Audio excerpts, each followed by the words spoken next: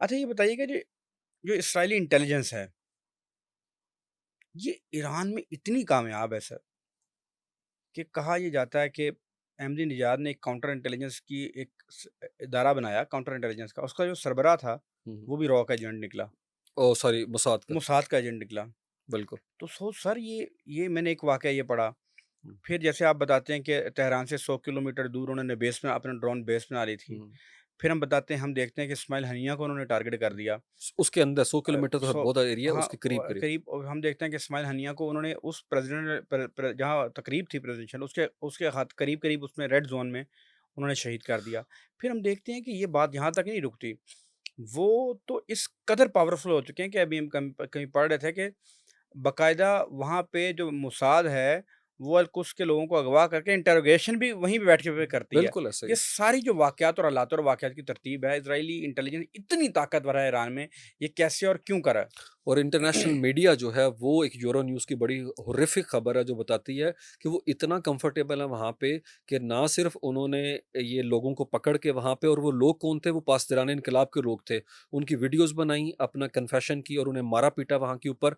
उसके अलावा उन्होंने 2018 में एक ऑपरेशन किया, 12 लोग थे जो स्पेशल यूनिट का पार्ट थे अल-कुद्स का, उन्होंने 6 घंटे वो सेफ तोड़े और 1 लाख वहाँ के करीब जो डॉक्यूमेंट्स थे क्लासिफाइड, वो वहाँ से उठा के जाके नेतन्याहू के हवाले किए, जो उसने शोकेस किए इंटरनेशनल एटॉमिक एनर्जी मैंने एजेंसी के देखे हैं वो। सामने। और साथ में मैंने देखे हैं बाकायदा उसने सीडी शोकेस की, बिल्कुल। बाकायदा उसने खड़े होके मीडिया के सामने कपड़ा गिराया और फाइल दिखाई। और पूरा नैरेटिव शोकेस करके अमेरिका का आप जेसीपीओए से निकल जाएं, वो देख लें नॉन प्रोलिफरेशन ट्रीटी की वायलेशन कर रहे हैं। वो सारा ऑपरेशन जो था उसने एट लार्ज बहुत बड़ा डेंट पहुंचाया, और वो पूरा मुआहदा जो है उसे ख़त्म कर दिया गया मुकम्मल तौर के ऊपर। और ना सिर्फ ये वहाँ के ऊपर, आप देखें आपने जो बात की इस्माइल हानिया की, इस्माइल हानिया रेड जोन के अंदर जिस गेस्ट हाउस में थे, उसकी सिक्योरिटी अलकुद्स के जो अपना ग्रुप है, जो स्पेशल यूनिट है, उनके हवाले थी, जिनको बाद में अरेस्ट कर लिया गया। इतना हाईली, क्योंकि वो सारे के सारे स्पेशल यूनिट के लोग थे, 15 जो गेस्ट हाउस के मुलाजिम थे, उन्हें पकड़ा गया, जो पासदरान इनकलाब का खास यूनिट है, कि ये प्रोजेक्टाइल ऊपर से आके किस तरह खास कमरे में एक बंदे को अटैक कर रहा। और वो वक्त था जब वो ईरानी सदर की अपना डेथ के बाद वहां के ऊपर जनाजे के ऊपर गए थे, जबकि कतर में उस तरीके से उन्हें हिट नहीं किया गया। तो मेरे ख्याल में ये एक इंटेलिजेंस फेलियर है जो ग्रॉस लेवल का है, जिसके ऊपर नहीं, वो काफी अल-कुद्स के लोग कॉम्प्रोमाइज़ थे। कंप्रोमाइज थे, यही और तो फिर बता वो जो अहमदी निजात बात करते हैं, वो क्या था? वो वही तो बता रहा हूँ। वो उसके अलावा उन्होंने बताया कि अहमदी नज़ाद ने जो कि साबिक अमेरिकी स ईरानी सदर हैं। ईरानी सदर है साबिक है, और बड़े हार्ड लाइनर थे, कि उन्होंने उनकी इंटेलिजेंस जो कोवर्ट ऑपरेशन है उनको रोकने के लिए, मैनेज करने के लिए जो ग्रुप बनाया, उसका टॉप रैंक का अफसर जो है वो खुद कंप्रोमाइज़ हो चुका था, ओह उस हो, हवाले हो, से। हो, हो, हो, और हो, अभी भी हो! खतरा यही है कि वो इस वक़्त ढूँढ रहे हैं वहाँ पे जो डबल एजेंट है वहाँ के ऊपर, कि रहबर आला जो है वो कहाँ के ऊपर है। तो ओह मैं जो हो, पहले हो! बात कर रहा था, ये इंतहाई संगीन सूरत-ए-हाल है कि उनकी जान को शदीद खतरात लाहक हैं, क्योंकि वो इरानियन आर्मी के अंदर, और स्पेशली इरानियन जो ये रेवोल्यूशनरी गार्ड्स हैं, उसका हिस्सा हैं। और ये हसन नसरुल्लाह के साथ क्या हुआ था? हसन नसरुल्लाह जो बंकर के अंदर थे, उसकी इन्फॉर्मेशन भी डबल एजेंट्स ने दी थी जो इरानियंस थे। ओह हो, हो, हो, हो, तो हो! उन एजेंट्स ने की इन्फॉर्मेशन के ऊपर ये टारगेट ऑपरेशन करके उन्हें वहाँ के ऊपर शहीद किया गया था। तो मेरे ख्याल में ईरान को इस हवाले से जंग खत्म होने के बाद संजीदा बुनियादों पे देखना पड़ेगा कि ये लेबनान में इज़राइली इंटेलिजेंस ने क्या किया? लेबनान में इजरायली इंटेलिजेंस ने पेजर ऑपरेशन किया, उसके अंदर भी हम देखते हैं इंटेलिजेंस फेलियर था इसके एंड के ऊपर हिजबुल्लाह के, कि वो एक फेक कंपनी बनाई गई, ऑनलाइन है, जिसको जाहिर ये किया गया कि वो कंपनी जो है किसी दूसरे यूरोप कंट्री के अंदर बेस्ड थी, किसी जगह के ऊपर है, और उसके थ्रू इन्हें ल्योर किया गया कि आप ये चीज़ हमसे खरीदें, और वो करने के बाद इनको दे दिया गया और इन्हें मॉनिटर किया गया, और ख़ास टाइम के ऊपर आके वो जिस तरह डेटोनेटर होते हैं उनको चला दिया गया, और 3,000 से ज़्यादा लोग, कुछ शहीद हुए वहाँ के ऊपर और कुछ ज़ख्मी हुए। यहाँ पे भी यही बताया जा रहा है कि यूक्रेन बेस्ड ऑपरेशन किया गया स्पाइडर वेब का, और यहाँ पे ड्रोन काफ़ी अरसे पहले पहुँचे हुए थे, और उन्हें वहाँ पे रखा गया था हुँ, सिर्फ़ हुँ। ख़ास टाइम के लिए। तो मेरे ख़्याल में तेहरान के करीब इस तरह की एक्टिविटी होना एक बहुत बड़ा सवालिया निशान है वहाँ के इंटेलिजेंस इदारों के लिए। मैं ना एक पैटर्न फ़ॉलो कर रहा हूँ। ईरान में एक पैटर्न, जो इज़राइली हमले का एक पैटर्न है, बिल्कुल, वो ये कि टॉप मिलिट्री लीडरशिप जो है ना, जो टॉप लोग हैं, उनको उड़ा दिया जाए, बिल्कुल, उनको शहीद कर दिया जाए। बिल्कुल। शहीद करके वो अपने मोटिव अचीव कर रहे हैं, वो टारगेट ही टॉप लीडरशिप को कर रहे हैं। मुझे ये बताइएगा कि क्या ये मुमकिन है कि ये इन्होंने 1 डेढ़ माह में ये सारा मामला किया हो? मुझे तो लगता है ये साल-साल की मेहनत है इसमें। ये साल की मेहनत है। मैं जैसे बता रहा था 2009 से ये ऑपरेशन स्टार्ट किए गए और ये शैडो वॉर है, जिसके अंदर डायरेक्ट कन्फ्रंटेशन नहीं करते, प्रॉक्सीज़। और इज़राइल क्या करता है, इज़राइल वही इंडिया का पैटर्न जिस तरह उन्होंने कनाडा में मारे, ये असैसिनेशन करते हैं, इंटेलिजेंस बेस्ड ऑपरेशन करते हैं और टेररिस्ट एक्टिविटी करते हैं। इन्होंने होरिफिक अपना एक ऑपरेशन में 2020 के अंदर आप देखें, मोहसन फ़खरीज़ादा, जिन्हें ओए होए होए! फादर ऑफ न्यूक्लियर वहाँ पे जो यानी प्रोग्राम कि में वहाँ कहा का जाता डॉक्टर है। अब्दुल कदीर है। बिल्कुल। और वो अपनी गाड़ी में अपनी वाइफ़ के साथ हैं और वहाँ पे ऑटोमैटिक जो गन लगी हुई थी, मशीन गन, सैटेलाइट के थ्रू से कंट्रोल किया जा रहा है। और उसने जैसे ही उनके रेटिना को रीड किया, उन्होंने हिट कर दिया वहाँ के ऊपर।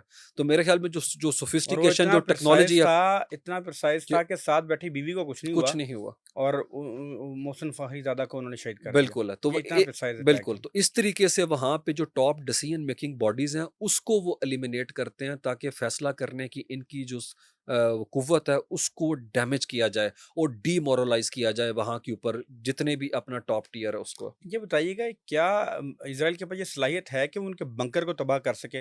क्योंकि न्यूक्लियर जितनी भी साइट्स हैं वो तो बंकर्स की हैं ना। जी, जी। क्या ईरानी न्यूक्लियर साइट्स के जो बंकर्स हैं उनको इज़राइल तबाह कर सकता है?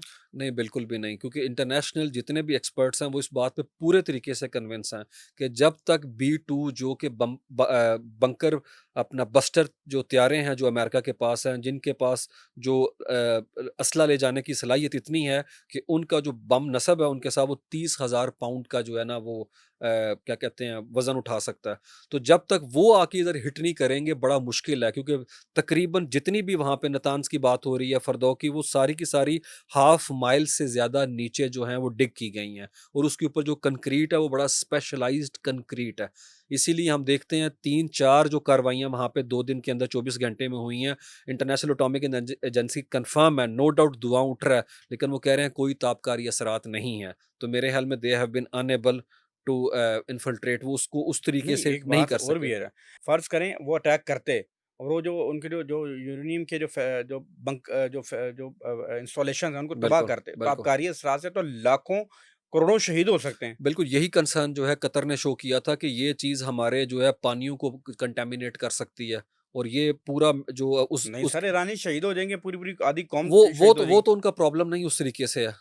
वो इज़राइलियों का प्रॉब्लम नहीं है, लेकिन उस तरीके से वो असल में बात यही है कि इज़राइल का जो नैरेटिव है बड़ा फ्लॉड नैरेटिव है। ऐसा कुछ भी नहीं, उस तरीके की यूरेनियम एनरिचमेंट नहीं है कि जिस तरह नेतन्याहू कल भी कह रहा था कि चंद दिन तक जो है ना वो बना सकते थे। उनके पास 9 जो है वो क्या कहते हैं न्यूक्लियर बम बनाने के लिए यूरेनियम इतनी अफ़ज़ूदगी कर चुके हुए थे। असल में वो अपने जो ये कभी उनका एक्ट है उसको जस्टिफ़िकेशन देने के लिए इस तरह की एक्टिविटी करते हैं। मुझे ये बताएँ कि ये जो लोगों को तो मना कर रहे हैं, क्या इज़राइल तो के बारे में कहा जाता है कि वो तो न्यूक्लियर पावर है इज़राइल?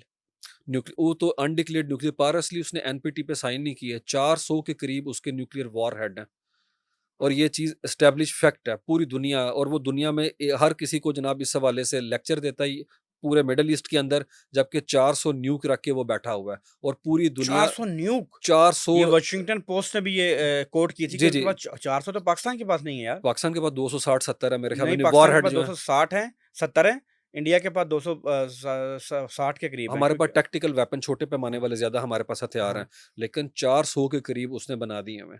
और डेफ़िनेटली उसके पीछे अमेरिका का हाथ है, इसमें कोई शक नहीं।